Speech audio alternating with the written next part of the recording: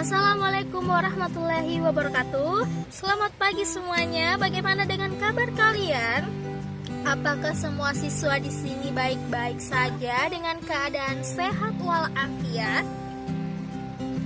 Oh, alhamdulillah kalau kalian semua sehat.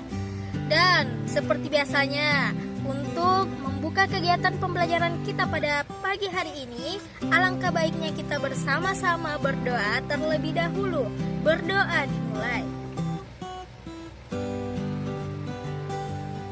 Berdoa selesai. Baik, untuk itu sebelum memasuki pembelajaran pada pagi hari ini, Ibu akan mengecek kehadiran kalian satu persatu.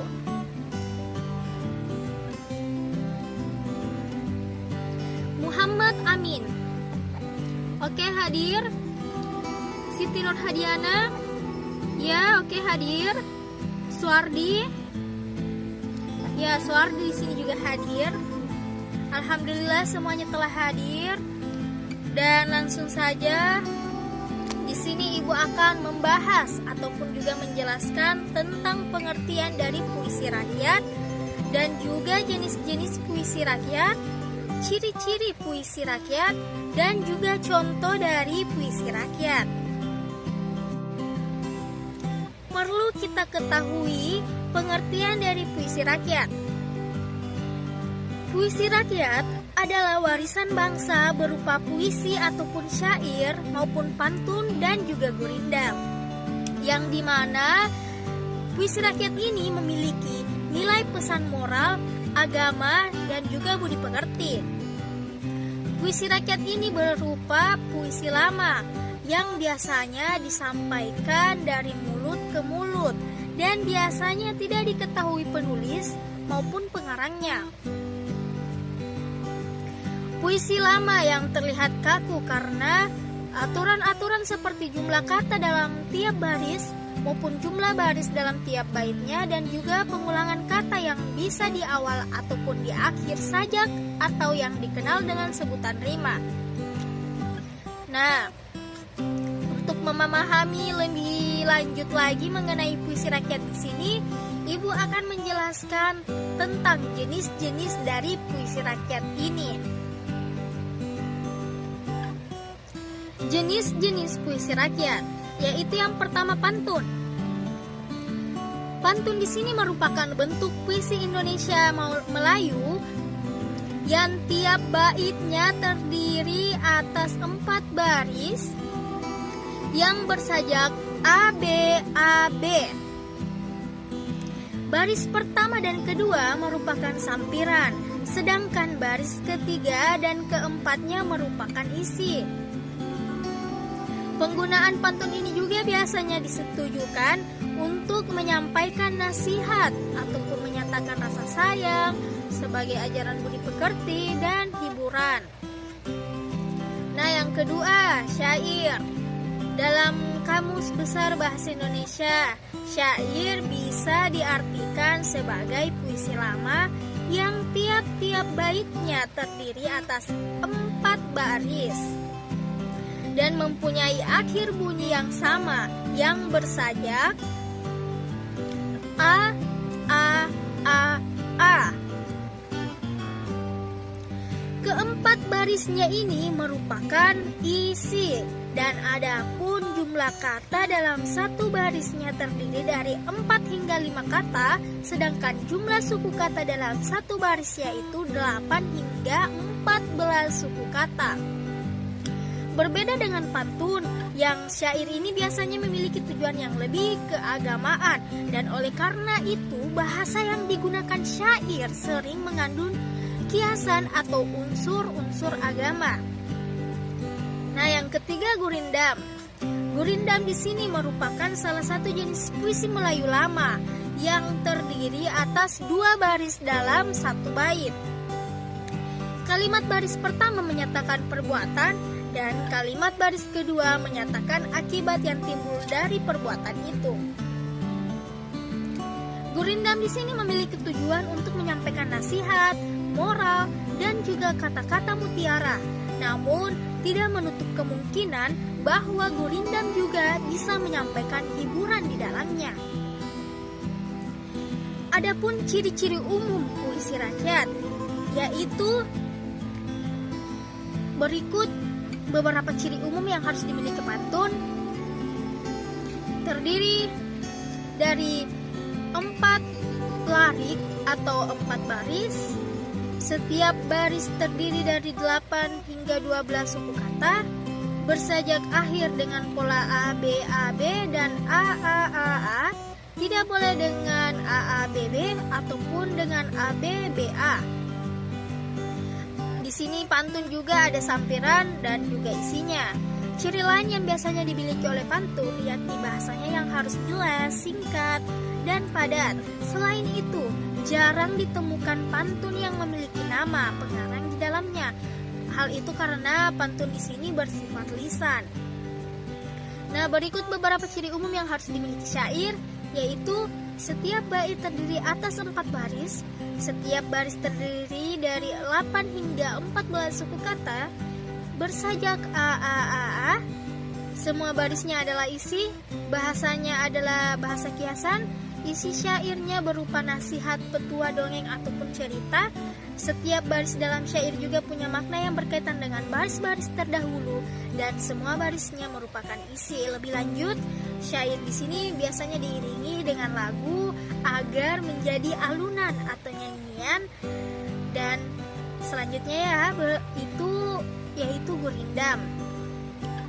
Gurindam di sini terdiri atas 2 baris dari tiap bait, memiliki jumlah kata sekitar 10 hingga 14 kata, dan memiliki hubungan sebab akibat, memiliki rima atau bersajak AABB, CC, dan seterusnya.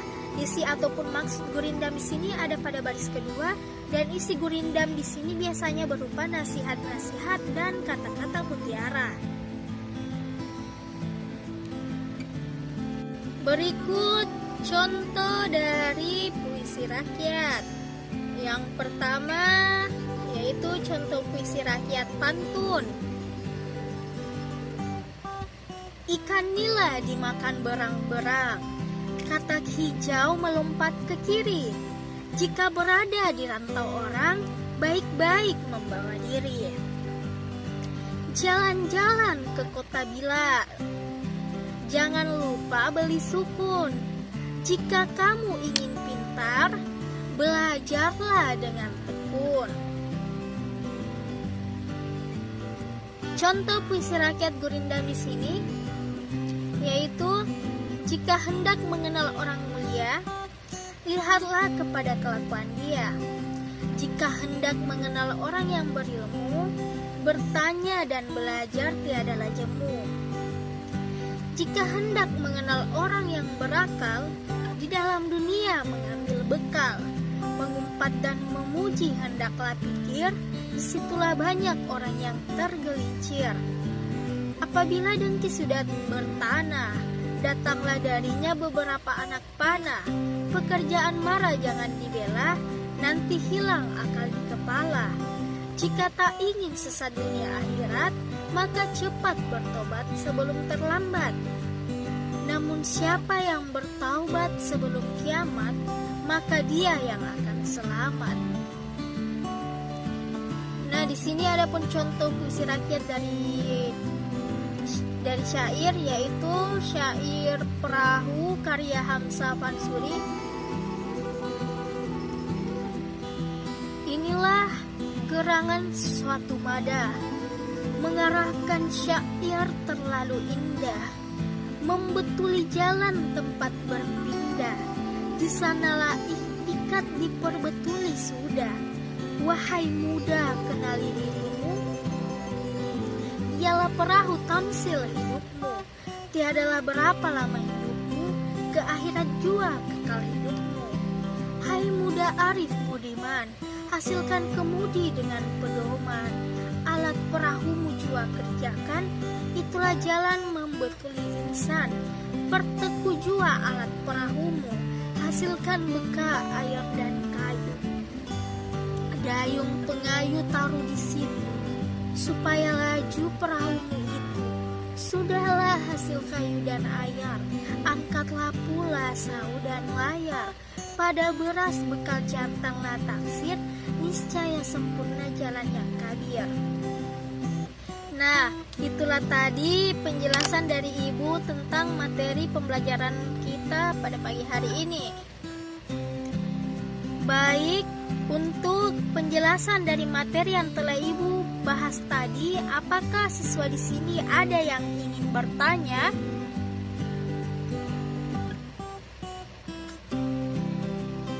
Oh ya, mengapa pentingnya puisi rakyat kita pelajari? Karena puisi rakyat merupakan satu warisan non-benda atau budaya yang dimiliki oleh bangsa Indonesia. Ini juga merupakan kearifan lokal yang perlu kita jaga dan juga kita lestarikan. Banyak nilai-nilai yang terkandung dalam puisi rakyat, dan hal inilah yang menjadikan puisi rakyat wajib untuk kita pelajari. Mengenai manfaat pembelajaran yang kita pelajari hari ini, yaitu pertama, dapat melatih diri berimajinasi. Yang kedua, membangkitkan semangat heroik. Dan yang ketiga, dapat menggambarkan kehidupan manusia dan juga lingkungan tertentu. Oke, untuk penilaian yang akan dilaksanakan di sini, Ibu akan memberi soal dan siswa sekalian akan melengkapi soal tersebut dan menjawab soal dari soal uraian yang akan Ibu kasih kepada kalian. Untuk itu di sini Ibu akan membagi kelompok secara acak. Satu kelompok ini terdiri dari 4 hingga 5 peserta didik. Lalu siswa di sini masing-masing berkelompok dengan tertib, lalu mendapatkan contoh puisi pantun gurindam dari apa yang telah Ibu tadi jelaskan dan paparkan kepada kalian semua. Selanjutnya siswa di sini membaca kembali contoh puisi pantun gurindam yang telah Ibu jelaskan tadi. Selanjutnya bersama kelompoknya nanti silahkan kalian amati ulang rangkuman puisi pantun gurindam di dalam buku teks siswa. Dengan hal itu di sini siswa bisa saling berdiskusi mengenai puisi pantun gurindam, dan selanjutnya siswa di sini bersama kelompoknya menghimpun informasi dan berdiskusi untuk mengidentifikasi informasi dari pesan, rima, dan pilihan kata dari puisi rakyat, pantun, syair, dan bentuk puisi rakyat setempat yang telah dibaca ataupun yang telah didengar dengan sesamanya, saling menghargai di dalam satu kelompok. Perwakilan peserta didik dari masing-masing kelompok mempresentasikan hasil kerja kelompoknya di depan kelas dengan tampil percaya diri, lalu kelompok lain akan menanggapi hasil kerja yang telah dipresentasikan di depan kelas. Baik, sebelum Ibu tutup kegiatan pembelajaran kita pada pagi hari ini, Ibu akan memberikan refleksi proses kegiatan pembelajaran yang telah kita lakukan tadi. Untuk itu, silahkan siswaku sekalian mengulas kembali materi pembelajaran hari ini secara mandiri di rumahnya. Dan silahkan kalian membaca kembali dari awal materi yang kita pelajari hari ini. Kemudian kalian pahami dan kalian baca kembali dari awal materi yang kita pelajari. Lalu pahami dan catat kembali poin-poin pentingnya. Setelah kalian selesai mencatat beberapa poin penting dari materi hari ini, Ibu juga mau kalian menjelaskan materi pembelajaran hari ini dengan cara membuat video pembelajaran secara individu tentang materi puisi rakyat tanpa melihat buku. Oke? Lalu untuk sebagai penutup, Ibu akan memberikan penguatan terhadap materi yang telah kita ajarkan, yaitu di mana puisi rakyat di sini merupakan jenis sastra lama yang terikat oleh berbagai aturan penulis puisi rakyat yang dapat disebut dengan puisi lama. Dan adapun puisi rakyat di sini adalah kesusastraan rakyat yang sudah tertentu bentuknya, biasanya terjadi dari beberapa deret kalimat, ada yang berdasarkan mantra, ada yang berdasarkan panjang pendek suku kata, lemah tekanan suara, ataupun hanya berdasarkan irama. Dan puisi rakyat dapat berbentuk ungkapan tradisional, pertanyaan tradisional, yang termasuk puisi rakyat ini juga adalah puisi lama yang berisikan pesan-pesan dan nilai warisan leluhur bangsa Indonesia. Untuk itu, pada pertemuan selanjutnya kita akan membahas tentang menelaah struktur dari kebahasaan puisi rakyat, yaitu pantun, syair, dan juga bentuk puisi rakyat setempat yang dibaca ataupun didengar. Sekian untuk hari ini. Ibu ucapkan banyak terima kasih. Saya tutup dengan ucapan wassalamualaikum warahmatullahi wabarakatuh.